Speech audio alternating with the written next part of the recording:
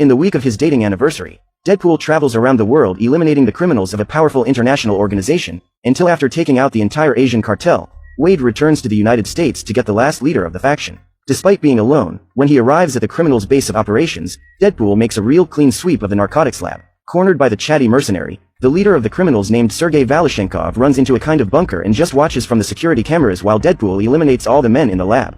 After eliminating the last criminal, Wade goes to the entrance of the bunker and asks Sergei to leave, but at that moment, reinforcements arrive and Deadpool is forced to run back to Dopender's cab. Since he is late for his anniversary, Deadpool asks Dopender to drive him home where Vanessa is waiting. To celebrate the anniversary, Wade hands his girlfriend an arcade token, a souvenir of their first date, while Vanessa hands over her birth control in a box, signaling that she now wants to have a child. Happy with the idea of becoming parents, the couple begins to discuss what names they will give the baby, and suddenly Wade realizes that there is someone outside and asks Vanessa to hide, which prevents her from being hit by a shotgun blast that the intruders take at the door latch. Just then, those thugs who arrived to help Sergei earlier enter the apartment and start shooting everywhere, but Wade manages to eliminate them one by one with the kitchen knives. After eliminating the criminals, Wade asks Vanessa to stand up and realizes that she has come out completely unscathed, but just as the woman comes out from behind the couch, Sergei appears in the doorway and shoots Deadpool, but misses the target and hits Vanessa right in the heart. Wade jumps out of his apartment window and goes after Sergei, but is run over in the middle of the street, giving the bandit a chance to escape. Luckily, a few meters ahead a pickup truck hits Sergei's car, which instantly stops running. Desperate, the man tries to restart the vehicle, but fails and is picked up by Wade, who hugs him in the middle of the street until they are run over by an ambulance. After Vanessa's end, Wade goes into a deep state of grief and spends his days drinking too much and using harmful substances. After spending 3 full days at the bar, Wade goes to his old house where he meets Al, a blind lady who used to live with him.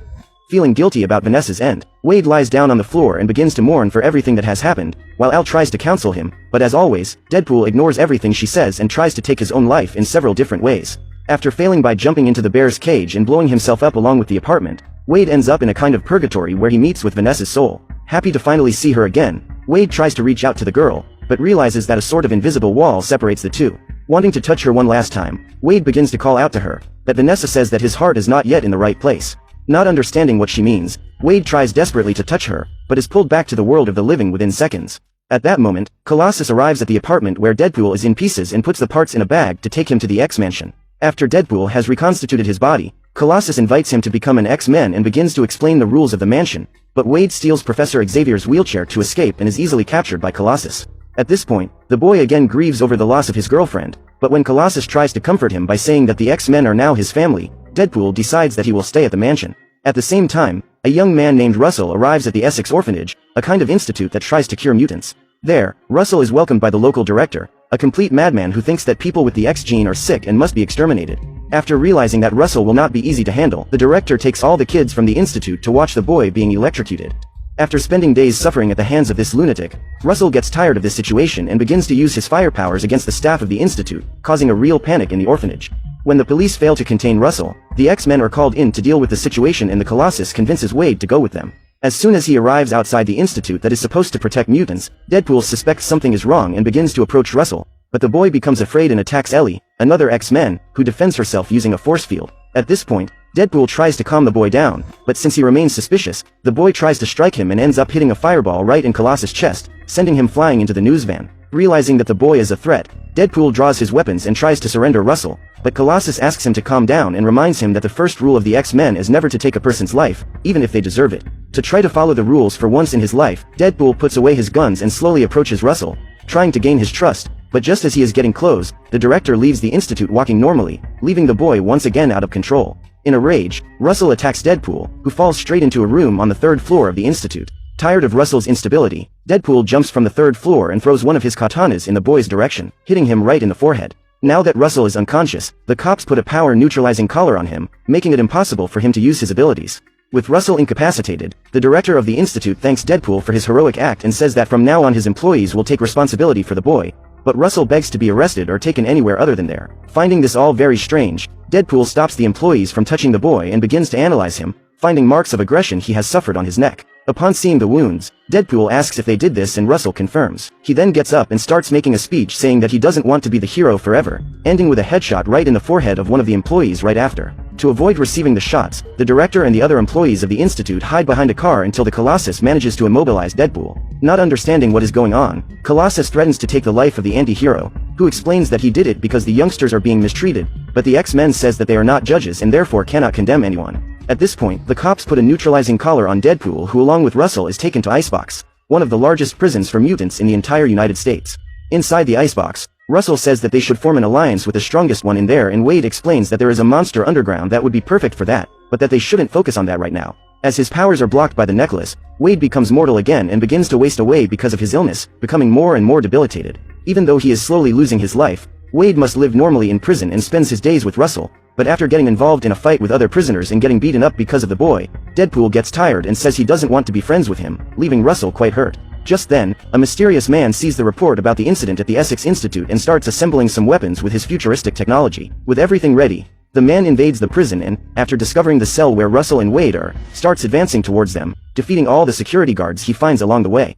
Knowing that his weapons will do nothing against the armored cells, the man goes to the prison control room and sets off a bomb that explodes the computers there, opening all the cells and freeing the prisoners. Thinking that the mysterious man is hunting him, Wade asks Russell to move away and flee to another direction, but when he realizes that the man is chasing the boy, Wade decides that he will protect him and starts to fight. Despite wanting to protect the boy, Wade is very weakened and is at a disadvantage because of his illness, but as they fight, the man ends up shooting Deadpool's collar, which begins to fail, slowly giving him back his immortality and regeneration. With Wade seemingly defeated, the mysterious fellow goes to Russell and prepares to take him out, but just as he is ready to shoot, Deadpool gets up and jumps on top of the man, causing them both to fall to the second floor and the collar to come off for good. Thinking Wade has been eliminated, the bizarre cyborg focuses fully on Russell and destroys the floor beneath him, knocking him to the second floor. But as soon as the boy touches the floor, Deadpool fully recovers and begins beating the stranger with an iron bar. Taking advantage of the gap, Wade takes the enemy's gun and puts it on full power, making a shot that throws the man away. Wade then walks up to his opponent and asks him to explain himself, but the guy just says that his name is Cable and that he came from the future. At that moment, the man uses a magnetism device to draw the gun back to him and fires at the ceiling, knocking over a steel structure that nearly falls on Wade. Determined to stop him, Deadpool continues to go after Cable, getting into another intense fight. But despite having his powers back, the mercenary Chatterbox has his arm broken and his thigh punctured, as well as receiving a punch so hard it makes Vanessa's arcade token fly away. After winning the fight, Cable takes the token as a souvenir of the fight, but Wade refuses to lose the object and gets up to try to retrieve it, but receives another punch with no time to react. With Wade almost completely powerless, Cable asks why he is trying to protect Russell, and unaware that the boy is listening, Wade says he doesn't give a damn about him. Disappointed, Russell rushes to turn himself into the security guards and Wade pulls the pin out of one of Cable's grenades, causing an explosion so loud that they are thrown out of the prison. In the snowy mountains outside, the two begin to roll through the snow and Cable manages to hang on to a rock, but Wade is not as lucky and hits his head on a rock, falling completely unconscious into a frozen lake. As soon as he touches water, Wade once again ends up in that purgatory and begs to be allowed in, but when Vanessa doesn't answer him, he starts thinking about what she said last time and finally realizes that Russell is the place where his heart should be. When he realizes this, Wade once again returns to the human world and, after emerging from the freezing water, goes straight to the bar to create a plan to save him. While talking to Weasel, the bar attendant, the young man learns that the mutants will be transferred to another maximum security prison in a few days. With this information, Wade decides to put together a team to rescue Russell and begins interviewing some people, putting together the team he names X-Force. Now that Wade's team is formed, Weasel leaves the bar and starts walking toward his house when Cable catches up with him to get information. Despite being Wade's friend, Weasel is a coward and tells everything he knows about Russell and the X-Force. In the prison, Russell decides to do what Wade said and steals the pudding from one of the prisoners, causing a big fight in the mess hall. While everyone is distracted by the fight, Russell goes to that monster in the basement mentioned by Deadpool, and delivers his tray of food to it, winning the friendship of said creature. On the day of the transfer, Russell and the other prisoners are put on the transport truck and begin to be taken to the other prison. With the plan in place, Deadpool and the X-Force jump out of the helicopter in order to land on the truck, but due to a strong gale, one by one all of the team members fall to the ground and lose their lives, with the exception of Domino, who with her power of super luck manages to land safely and quietly enter the truck. Inside the vehicle, Domino throws the driver out and takes over driving the truck, but at this point Cable finally appears and also manages to climb into the car. When he is inside, Cable realizes that Deadpool is behind them with a scooter and starts throwing the cabins with the prisoners to try to take him down, but Wade manages to dodge it. At a disadvantage outside, Deadpool tries to jump off his motorcycle and into the truck, but ends up making a mistake and crashing violently to the ground. But luckily for him, as soon as he gets up, he is run over by one of the prison vehicles. On the hood of the car, Wade eliminates the driver and, while using the katana to accelerate the vehicle, uses his other hand to hold the steering wheel. While Deadpool drives the car from the outside, Domino tries to confront Cable from the inside, but is easily defeated. Just as the villain is about to eliminate her, Deadpool finally catches up to the truck and arrives at the last second to save her. The chatty mercenary then asks for his chip back and they begin to fight while Domino gets back behind the wheel. But when she tries to stop the truck, she realizes that the shots have hit the chassis of the vehicle, causing all the brake fluid to leak. While Domino tries to slow the vehicle down somehow, Cable starts shooting at Deadpool, who cuts down the projectiles in midair with his katana, but still gets hit several times. At that moment, Russell manages to open his cabin door with a pen he has hidden in his clothes, and while Cable and Deadpool are fighting, he goes to the monster's cell and frees him. Finally free, the creature, named Juggernaut, comes out of the cell and punches the ground so hard that it opens a crater in the road, causing the truck to overturn.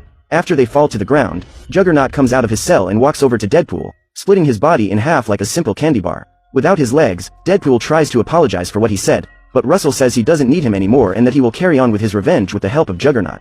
After this dramatic farewell, Russell leaves while Domino carries Deadpool's remains to the apartment to wait for his legs to regenerate. While they wait, Weasel shows up and tells them that he has been threatened by Cable. At that moment, the villain enters the front door of the apartment, and although everyone thinks he has come to try to eliminate them, the time traveler just asks for help. According to Cable, Russell will eliminate